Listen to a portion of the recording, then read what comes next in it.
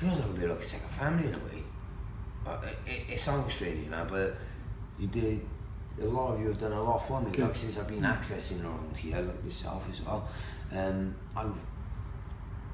I've cut down on you know, I was smoking a bit of spice to blank out everything that was going on. Stop that, no, I don't do that anymore.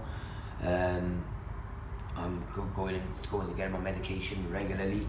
I was supposed to, whereas when I was homeless it was hit and miss.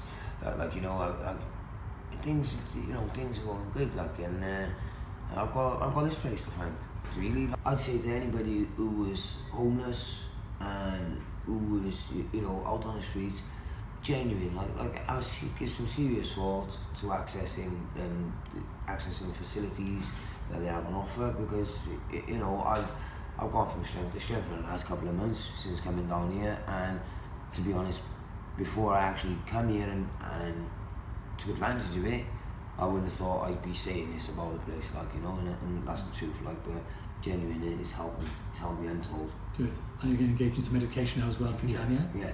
Basic education? Yeah, a little bit of basic education, yeah. Well done. Thanks, Keith. No.